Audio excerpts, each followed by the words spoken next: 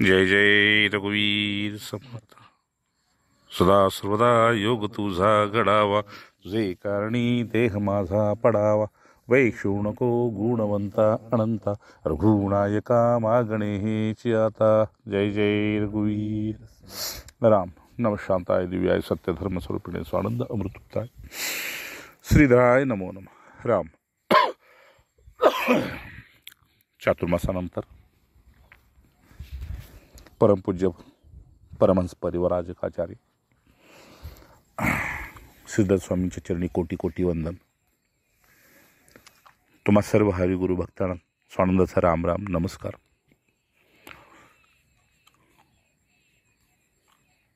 सत्पुरुषांनी भगवंताबद्दल आणि भगवंताने निर्माण केलेल्या सृष्टीबद्दल ज्याला जसं जसं आकलन झालं त्यानं तसं तसं त्या सृष्टीबद्दल आणि भगवंताबद्दल आपली मतं व्यक्त केली. आणि शेवटी तरीही मला तो कळाला नाही असं म्हणून नेतीच्या स्वरूपामध्ये गप्प झाले. ठीक आहे ना. त्यालाच समर्थाने कळेना कळेना चळेना चळेना ढळेना ढळेना समजून घ्यायचा प्रयत्न केला सृष्टीला आणि भगवंताला. पण तरी बी ते अतर्क्य आहे, अचिंत्य आहे, अद्भुत आहे, अकल्पनीय आहे आणि अविश्वसनीय आहे अशा प्रकारची संबोधनं दिली आणि पूर्णविराम केला. तर त्याप्रमाणे इथं श्रीधर स्वामींनी काय सांगितले थोडासा त्याच्यावर प्रकाश.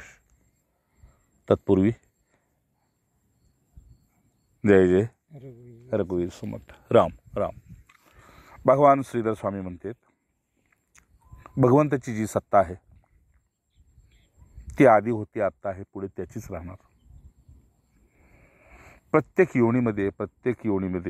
योनीमध्ये असे सत्ताधीश झाले आणि तेवढ्या काळामध्ये त्यांनी आपला अहंकार सजवला आणि पृथ्वी तळावरून लोप झाले. अर्थात किल्ले धाराशाही झाले, सत्ताधीश निघून गेले.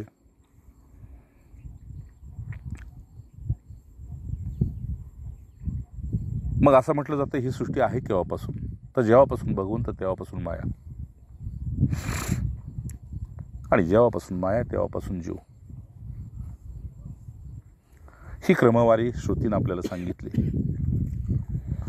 इथं ईश्वराची सत्ता कशी आहे तर ते प्रत्येकाच्या हितासाठी आहे. मागे आपल्याला सांगितलं होतं प्रत्येक योनीमध्ये भगवंतानं अवतार घेतला, चिलटापासून ब्रह्मदेवापर्यंत, आणि त्या योनीला काही कष्ट न होता आनंदघन असं इथं जीवन जगता यावं अशी निर्मिती केलेली आहे.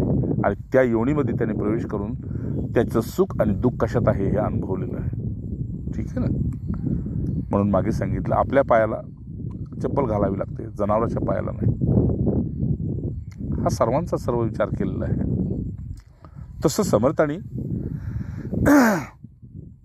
दासमोदामध्ये जसा विचार केला, ज्ञानेश्वरीमध्ये जसा माऊलीने विचार केला, तुकोबाने गाथेमध्ये विचार केला आणि व्यासाने त्यांच्या 18 पुराणामध्ये जसा विचार केला, त्याप्रमाणे स्वामी इथं सांगतात की परमात्म्याची ही अचिंत्य शक्ती आहे. म्हणजे ही चिंतनात येऊच शकत नाही, याच्याबद्दल चिंतन करूच शकत नाही. मग काय करावं? तर सेवावृत्ती होऊन ज्याचं आहे त्याला समर्पित करून बहुजन हिताय बहुजन सुखाय असं जे काही करता येईल ते करा. का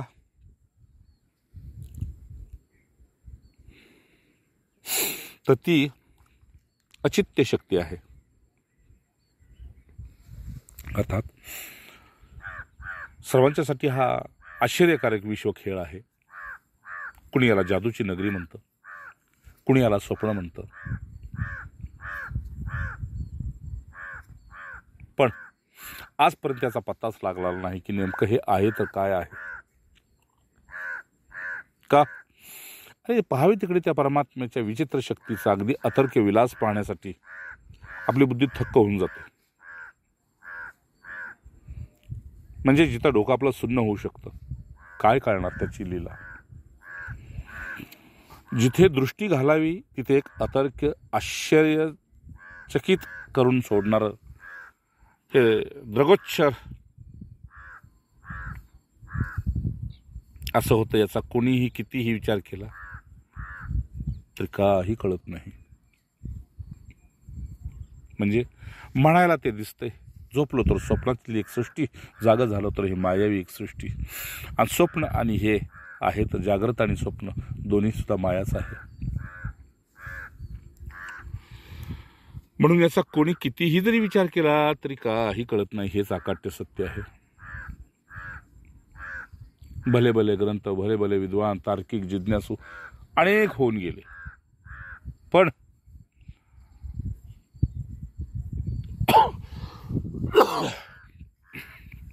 या अनुभवापलीकडे याचा उलगडा काही होत नाही. श्रुतीला तर त्याचा अंतपार लागलाच नाही. आहे की नाही? कोण तुकोबांचं आहे ना, वेदानाही नाही कळला अंतपार याचा. असो, आपल्याला काय सांगायचं स्वामींना यातून? कितीही मोठा मनुष्य असो, थोडासा पाय घसरला की आडवा पडतो. काय कमाल असेल?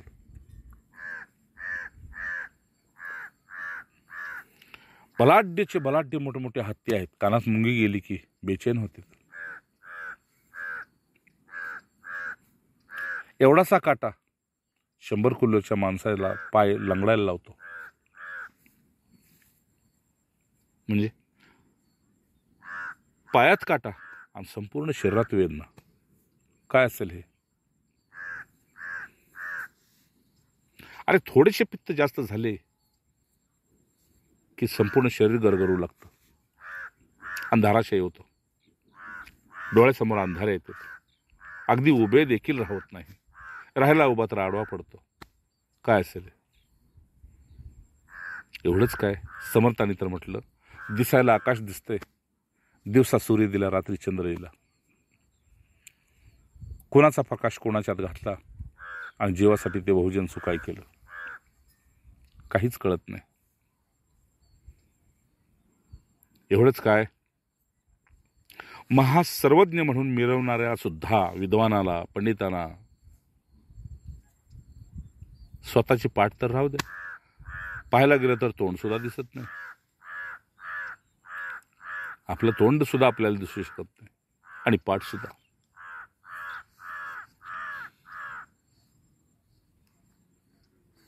एवढंच काय, दुसरे पदार्थ तर राहू द्यात, पण त्यांच्या देहातील जे आत काय चाललेलं आहे, या नाड्या, नस, नाड्या, मेद म्हणजे कसं बसवलं असेल, काहीच माहीत नाही. पण आज जे विज्ञानांची डिंग हाकतेत की आम्ही विज्ञानात ही प्रगती केली, ही प्रगती केली, ही प्रगती केली, तर ज्याच्या सत्तेवर ही प्रगती झाली त्या सत्तेचा विसर पडला. ठीक आहे ना? कारण ज्यानं जन्माला घातलं त्याला जाणणं सुद्धा सोपं नाही, आणि ज्यानं निर्माण केलं त्यात तू काही वेगळं निर्माण करणं हेही सोपं नाही. प्रत्येकाला एक कालावधी दिला, त्याच्यानंतर त्याची माती आणि राख संपला. त्याच्यामध्ये तुला काय मोठेपण मिरवायचे ते मिरवून घे बाबा, पण एवढं लक्षात ठेव, किती एकते जन्मले आणि मेले, आणि महाथोर ते मृत्यूपंथीची गेले. बरं मग यातून काय करायचं काय?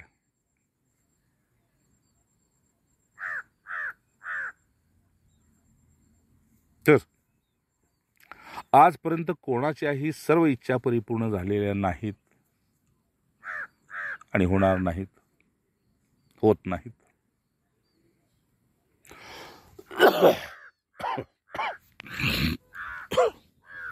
सत्पुरुषांच्या लेखी इच्छा मात्र संसार आहे बस. का? म्हणून हे पीर, फकीर, अवलिया, पैगंबर जे कोणी झाले त्यांच्या हे लक्षात आलं की घेऊन येता येत नाही आणि घेऊन जाता येत नाही, म्हणून ते भोग संग्रहामध्ये वेळ घालवण्यात काही अर्थ नाही. एकाचं दुसऱ्याला देता येत नाही, दुसऱ्याचं तिसऱ्याला देता येत नाही, मग काय करावं? तर विचारे बरे अंतराबोध विजय. अंतःकरणाला एक खूनगाठ बांधून दिली की जिथे येऊ नये तिथे आलोय आणि जिथे करू नये तिथे करू लागलोय. तिथे आळा घातला आणि ज्ञानाच्या वाटेनं ज्यांनी परिपूर्ण, भक्तीच्या वाटेने ज्यांनी पूर्णत्व अनुभवलं त्यांची कास धरून या लोकांनी सायुज्य मुक्तीचा, सालोक्य मुक्तीचा आनंद घेतला, भगवत शरणागतीचा आनंद घेतला, भगवत कृपेचा आनंद घेतला, संत संघाचा आश्रय केला. आपल्याला स्वामींना एवढंच सांगायचं की आजपर्यंत कोणाच्याही इच्छा परिपूर्ण झालेल्या नाहीत. कमी जास्त प्रमाणात प्रत्येकाचे जीवन उणीव आणि चिंता याने भरलेलेच असते. पण हाच स्वतःची समजूत काढून घेतो आणि चालायचं तेवढं संसारात म्हणतो आणि पुन्हा त्या गाड्यामध्ये बसतो. त्याच गाड्यामध्ये स्वतःला फसवून घेतो. साधुसंग जड वाटू लागतो, कारण पूर्वीचे संस्कार त्याला तिथे टिकू देत नाहीत. करावे तर काय.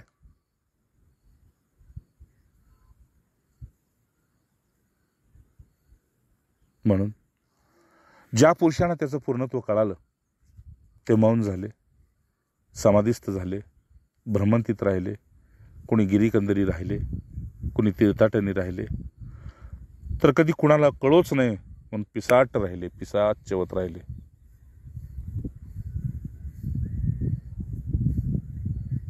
त्यांची खंत एकच, ज्याचं रूपांतर राखेत मातीत आहे, जे क्षणी क्षणी मरत आहे, जे शरीर क्षणोक्षणी मरत आहे, त्याच्यासाठी आता काही एक करायचं नाही. त्याचं जसं प्रारब्ध असेल तसं तो जगेल आणि जे प्रारब्धात असेल तिथं ते पडेल. अशा निर्धारावर हे पुरुष सहज समाधीच्या अवस्थेमध्ये स्वतःला लोप करून राहिले. ते कधी तुम्हाला बाजारात भेटतील, कधी एकांतात भेटतील, कधी लोकांतात भेटतील, कधी नदीकडेला तर कधी मंदिरात भेटतील, कधी गिरीकंदरी भेटतील. पण ते फारसे ना स्वतःबद्दल बोलत ना भगवंताबद्दल बोलतील. कारण ज्याच्याबद्दल बोलता येत नाही त्याच्याबद्दल त्यांनी कधी वेळ घालवला नाही आणि आत्मश्लाघा करून स्वतःला कधी गुंतवून घेतलं नाही. म्हणून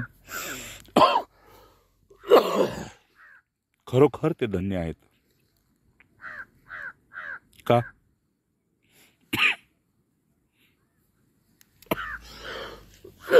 तर भविष्यकाळच्या भव्य आशेने प्रत्येक माणूस या पृथ्वी तळावर जगत आलेला असतो आणि त्यांनी मात्र भूत आणि भविष्य संपवलेलं असतं. जे काय करायचं असेल ते वर्तमानात, भूत आणि भविष्यावर त्यांनी पाणी सोडलेलं असतं. नारायण. म्हणून परमात्म्याहून पृथक वेगळा कोणी राहू शकत नाही. हाच सिद्धांत त्यांचा सिद्धीला नेला त्यांनी. भगवंताशिवाय कुणीही वेगळा राहू शकत नाही. करायचं नाही. कारण थोड्याफार प्रकारात प्रत्येकामध्ये ते चैतन्य विराजमान आहे. अगदी जडात आहे आणि जडातून चेतनात सुद्धा आहे, चेतनातून जडात आहे. सार स्वामीने एवढाच काढला. भगवंताशिवाय कुणीही वेगळा राहू शकत नाही. परमात्मा सत्तेहून कुणीही भिन्न सत्ता असूच शकत नाही.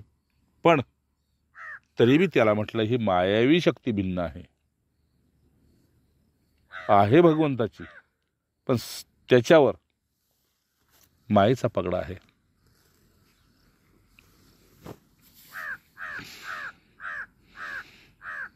असं निश्चित असल्यामुळं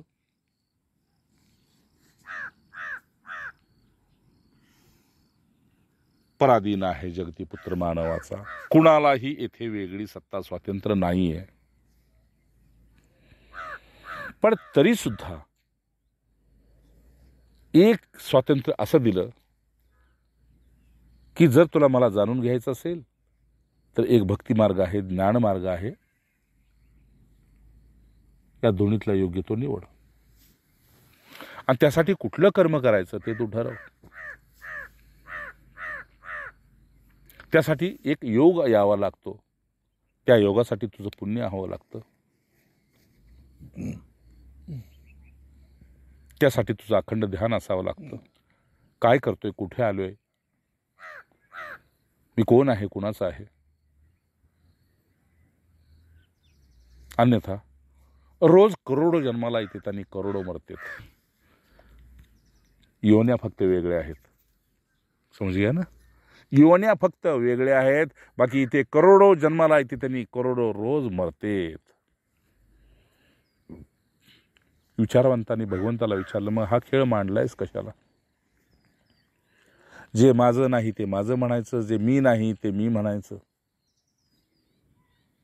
हा खेळ मांडलायस कशाला? देवाबरोबर हे लोक बांधलेत. आपण आपलं दगडाच्या देवाला नमस्कार घालतोय, हेंद्री शेंद्री दैवत पूजत बसतोय, नाही का? आणि वेळ काढू थोडासा आपला परमार्थ केल्यासारखा स्वतःला फसवतोय. समर्थ म्हणतात हे मला मान्य नाही. प्रत्येक सिद्ध पुरुष म्हणतात हे आम्हाला मान्य नाही. जर एकदा घरातून पाऊल बाहेर टाकलेलं आहेस, एकदा शूर पुरुषांनी एकदा म्यानातून तलवार काढलेलीच आहे, तर रक्त लागल्याशिवाय हात घालायचं नाही. तसं एकदा लक्ष्यप्राप्तीसाठी पाऊल उचललेलं आहेस, तर साक्षात्काराशिवाय, भगवत प्राप्तीशिवाय, ज्ञानाशिवाय पुन्हा माघारी फिरायचंच नाही. हे असं कधी व्हायचं? स्वामींना आश्चर्य वाटतंय. ते आपल्याला एवढं विचारतात, स्वतःला विचारतात की परमात्मा सत्ता ही वेगळी नाही आणि परमात्मा सत्तेहून कुणी वेगळा नाही.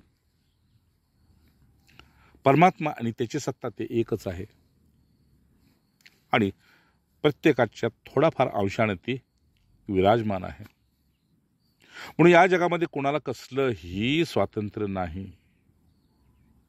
पण त्यात एक स्वातंत्र्य आहे आणि ते म्हणजे पाप मार्गाने जायचं का पुण्य मार्गाने जायचं, आस्तिक मार्गाने जायचं का नास्तिक मार्गाने जायचं. ठीक आहे ना. स्वर्गात जायचं का नरकात जायचं, हे ज्याचा तो स्वतंत्र आहे. समज घ्या ना. आणि अखंड दंडायमान चालत असलेली ही सृष्टी आजची की कालची? स्वामींचं मत अखंड दंडायमान म्हणजे जो जसं करई तो तसं काय फलचाका, किंवा समर्थांच्या भाषेत मनात तू चिरे पूर्व संचित केले तयासारिखे भोगून प्राप्त झाले. पण हे कुठे दान धर्म तीर्थव्रताच्या निमित्तानं पुन्हा म्हणतो काल कर्म ही मिथ्या दोष लगाई. कुठेतरी चुकीचा दोष लावत बसतो, कधी स्वतःला तर कधी इतरांना. पण स्वतःचा गुंता सोडवण्यासाठी संत संघाचा आश्रय दुर्लभ लोकांनाच मिळतो आणि टिकतो. कोण म्हणतंय? स्वामी म्हणतात. अखंड दंडायमान चालत आलेली ही सृष्टी आजची की कालची? इथे सूर्य उगवणे मावळणे, चंद्रोदयाची कला कमी होणे वाढणे, या ऋतूमध्ये तेच होणं, त्या ऋतूमध्ये तेच होणं, त्या ऋतूमध्ये तेच होणं. कुणी चुकला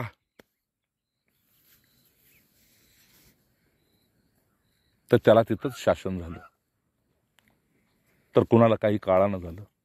हे सगळी निर्मिती त्यानं कशी केली असेल?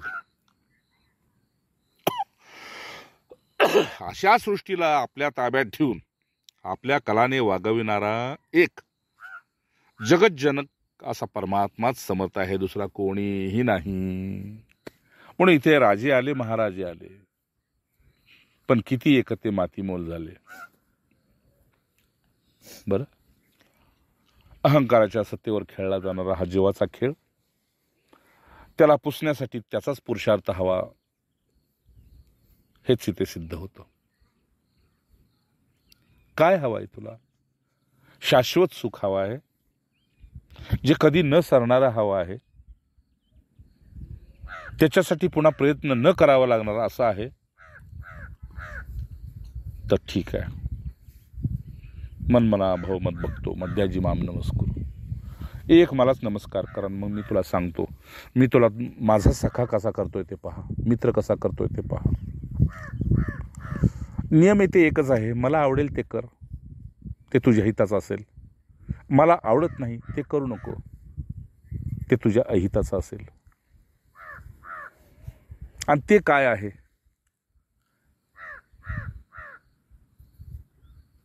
ते काय आहे? तर जसं तुकोबांनी सांगितलं, ऋषी बोलिले साच भावे वर्ताय, तर ते आहे आचरण, सदाचार.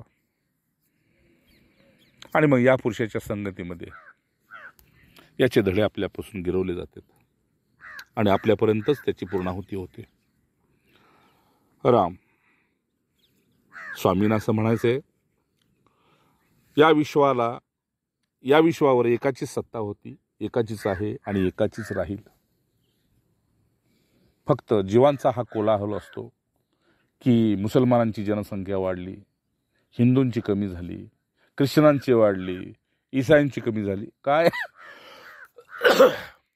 तर हे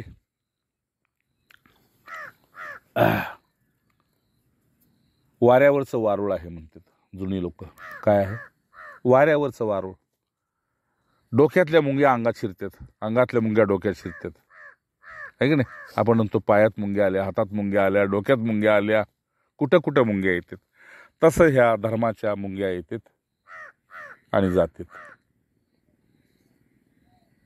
पण सर्व धर्मामध्ये मग श्रेष्ठ धर्म ज्यांनी स्वीकारला त्याला स्वधर्म म्हणतात. आणि त्याच्यामध्ये जे स्थिर झाले ते सहज राहिले, समाधीस्थ झाले, भगवंताचे प्रिय झाले आणि भगवत रचनेच्या वेळेस पुन्हा भगवंतासाठीच भगवंताला सहाय्य झाले.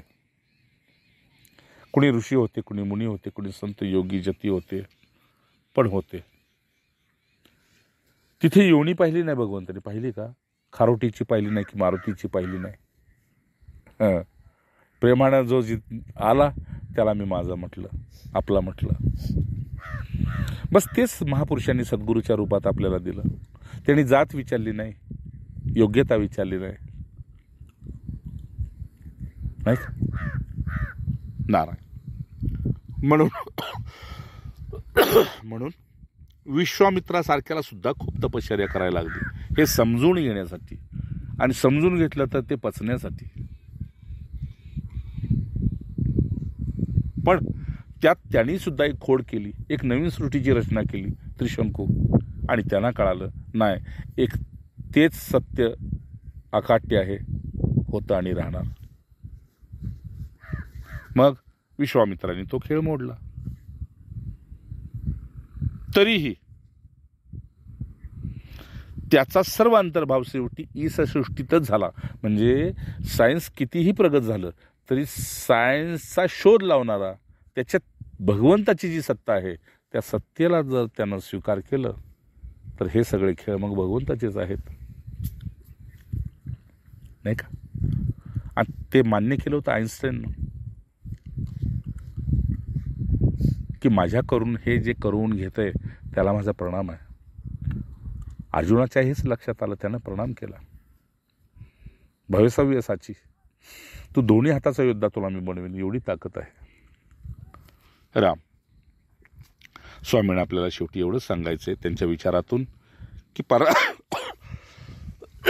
राम राजे सांगायचं एवढं आपल्याला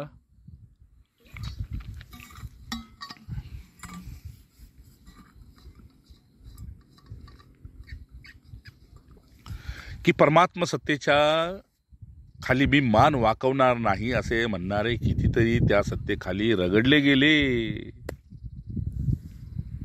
आपण देव मानत नाही, बस आपण कर्म हेच आपला भगवंत मानतो.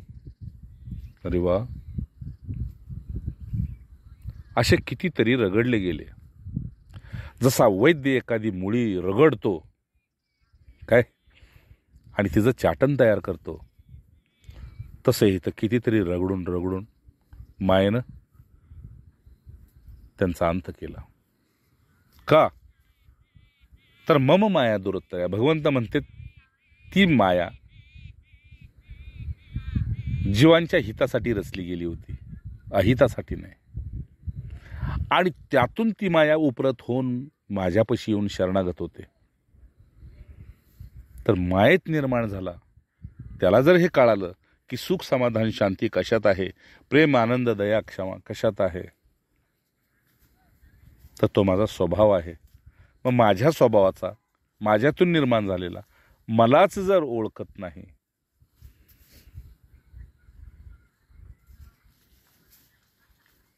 तर मग यथाच्छ तथा करू. तुला वाटतंय तसं कर, नाही का? म्हणून परमात्म्याच्या सत्तेला मान न वाकवणारा, न झुकवणारा असा म्हणणारा, या सत्तेनं त्याला रगडला. परमात्म्याच्या सत्तेपुढे सर्वांनाही हात टेकावे लागलेले आहेत. ज्यांना कळालं त्यांना, आणि ज्यांना नाही कळालं त्यांना सुद्धा त्यांचे हात टेकले, नाही का? लहानपणी अंगणात आम्ही एवढा धिंगाणा करायचो की सगळी अंगणं मोकळी होती आणि सारवलेली अंगणं असायची. आणि नुकतीच सारवलेली अंगणं मग आम्ही ती नाचून घाण करायची. शेवटी आमची आई रानातून आली की मग शेजाऱ्या पाजारच्या बायका ज्या म्हाताऱ्या होत्या त्या जायच्या आणि म्हणायच्या, बाई सुशीला, तुझ्या मुलापुढं हात टेकले बाई.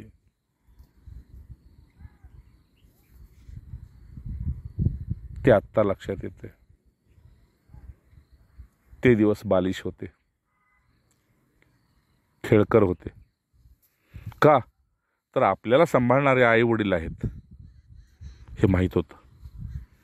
त्यामुळे आपण निर्भर होतो.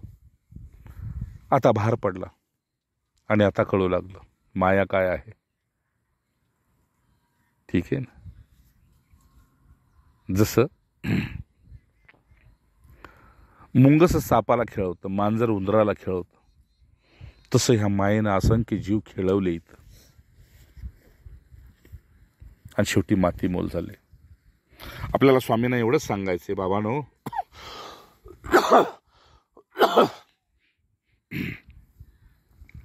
जेवढं कळलं तेवढं त्यांनी जगाला दिलं हितासाठी, आणि जिथं नाही कळलं तिथं समाधिस्थ झाले. का? तर परमात्म्याच्या सत्तेपुढे सर्वांचे हात टेकले. त्याच्या शासनाप्रमाणे वागून, त्याच्या कृपेला पात्र होऊन, त्याचा अनुग्रह ज्यांनी संपादन केला ते मात्र परमात्म्याच्या सायुज्य मुक्तीचे अधिकारी झाले. बस, आपला बी तो अधिकार आहे. मी पुन्हा पुन्हा तुम्हाला सांगेन की तुमचा आमचा सर्वांचा हा अधिकार आहे. म्हणून आपल्याला सद्गुरूंची प्राप्ती झाली, आणि आता आपलं एकच काम आहे, त्यांना आवडेल तसं राहणे.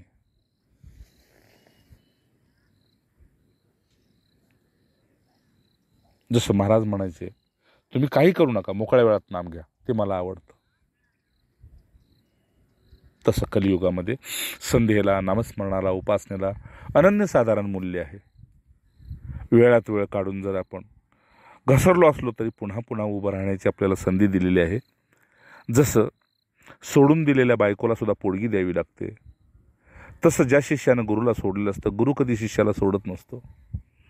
ज्यांनी साधन सोडलेलं असतं त्यानं पुन्हा पुन्हा जर उभं राहण्यासाठी आपली कंबर बांधली तर गुरुकृपा निश्चित होते. घडू नये ते घडून गेले, काही हरकत नाही. पुन्हा पुन्हा उभा राहण्यासाठी ही संधी भगवंतानं दिलेली आहे, गुरुंनी दिलेली आहे. आणि जर अधूनमधून हा साधुसंग घडत गेला, संत संघ घडत गेला, तर आपल्यालाच कळत नाही की आपण तारुण्यातून म्हातारपणात कधी गेलो, तसं साधक अवस्थेतून आपण सिद्धावस्थेत कधी गेलो, हे बाबा आपल्याला सुद्धा कळत नाही. पण एवढं मात्र कळतं की ज्या आजीला आजोबाला नातवंड आहेत ती त्यांच्या अंगाखांद्यावर खेळू लागली की त्यांना सांगावं लागत नाही की आपण आजोबा आहोत. राम तसं स्वयंभू शांती, समाधान, प्रसन्नता आपल्यामध्ये खेळू लागली की इतरांना सुद्धा सांगावं लागत नाही आणि इतरांकडून ऐकावं सुद्धा इच्छा होत नाही. स्वामींना एवढंच सांगायचं, ही ईश्वरी सत्ता आहे ते अशी आहे. म्हणून जेवढी उपनिषद झाली त्यातलं पहिलं उपनिषद आपलं कुठलं म्हटलं जातं? ईशावास्य उपनिषद. त्याचा पहिला श्लोक आपल्याला असं सांगतो की ईशावास्य इदं सर्व यत्किंच जगत्याम जगतेन त्यक्तेन विजितामृधा कश्यस्विधनम. बाबा रे, आता कळालेला आहे हा मृत्यू लोक आहे, इथून घेऊन जाता येत नाही, आणि भोगलं तरी उद्या टाकावं लागतं. मग तू काय कर? तेन त्यक्तेन विजितामृधा कश्यस्विधनम. तू असं कर, त्यागून भोगायला शिकत जा आणि कधी कधी भोगून त्यागत जा. म्हणजे परिणामाचा विचार करत जा आणि जोपर्यंत परिणामाचा विचार होत नाही तोपर्यंत थोडा सावधान होत जा, सावध राहत जा. का तर इथे फक्त ईश्वराची सत्ता होती, आहे आणि राहणार. आणि जो ईश्वराचा झाला त्याच्यासाठी भगवंताने स्वतःच 12व्या अध्यायात सांगितले, अनन्य चिंतयन्तो माम. त्यानं कशाची चिंता करायची नाही, मोक्षाची नाही, पोटाची नाही. अजून काय हवाय? अजून काय हवा? योमे भक्त्या प्रणश्यति. मी विश्वास ठेव माझ्यावर, माझ्या भक्ताचं मी कधीही पतन होऊ देत नाही. या विश्वासावर, या ईश्वराच्या सत्तेवर ज्यानं परिपूर्ण विश्वास टाकला, परिपूर्ण श्रद्धागत चालू लागला, त्यानं त्या आस्थेला जिवंत ठेवण्यासाठी वारंवार संतसंग, सत्संग, संतसंग, सत्संग याच्याशिवाय दुसरा कुठलाही उपाय नाही. म्हणून जेवढं कळू आलं तेवढं जगण्यात आलं आणि जेवढं जगण्यात येऊ लागलं तेवढं वाटण्यात सुद्धा आलं. समर्थांच्या भाषेत शहाणे करून सोडावे सकळ जन.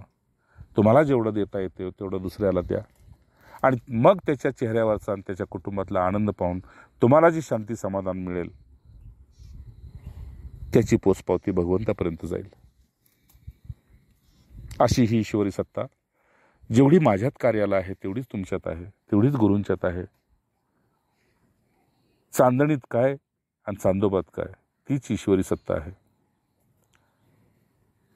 त्या सत्तेला तुम्ही आम्ही सर्व शरणागत होऊन एवढीच भाकणूक करू, एवढीच किस्सा समर्थाने केली. मणिदास विश्वास होता मुक्ती भोगी. जो शरणागत झाला तो मुक्तीच्या आनंदातच रमू लागला, नाही का?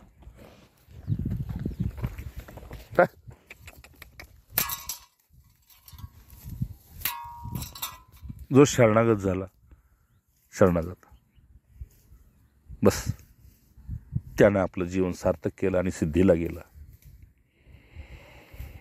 2 मार्ग सांगितले. शक्य असेल तर शरणागत व्हा, नसेल शक्य तशा प्रकारची तुमची धारणा भावना नसेल, पुण्य नसेल, संग नसेल, तर ज्याला शरणागत होणं अशक्य आहे त्याच्यासाठी सोपा मार्ग सांगितलेला आहे आणि तो ज्ञानमार्ग. ठीक आहे. ज्ञानमार्गी त्याला शरणागत व्हावं लागत नाही. तर जिज्ञासूच्या वाटेनं जाऊन हे का, हे का, हे का, हे का आणि मी कोण,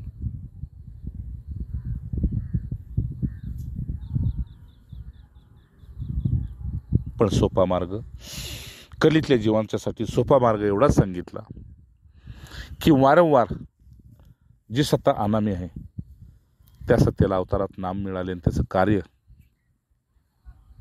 त्यांनी इथं केलं. त्या कार्याचं स्मरण करून त्याला ते नाव पडलं आणि त्या नावानं ते कार्य ओळखू लागलं. जसं गायी राखल्या म्हणून गोपाल, अशा त्याच्या व्याख्या महापुरुषांनी केल्या. सारे एवढाच स्वामींचा सांगायचंय स्वामींना की विश्वामित्रासारख्याने सुद्धा त्या सत्तेला हात टेकवले. मग आपण कोण? असा अंतर्भाव ठेवून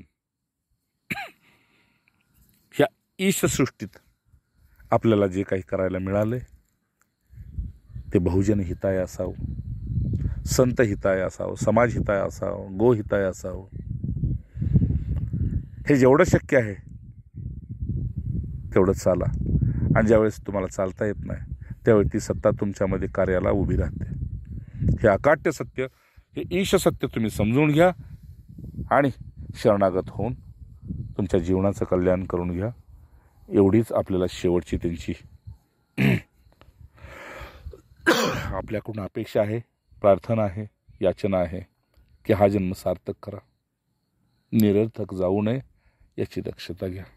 पुन्हा पुन्हा त्या सद्गुरू सत्तेनं ज्यानं आपला स्वीकार केला त्या सद्गुरू सत्तेच्या स्मरणात राहावं आणि ही ते कुणी कुणाचं नाही. जो आहे, जे आहे ते केवळ व्यावहारिक सत्य आहे आणि ते स्वप्नवत आहे. याच्यावर टिकून आपलं सार्थक करून घ्या. इति सद्गुरु अर्पणमस्तु, कृष्ण अर्पणमस्तु, वासुदेव अर्पणमस्तु. राम राम राम राम. जय जय रघुवीर समर्थ. राम नारायण.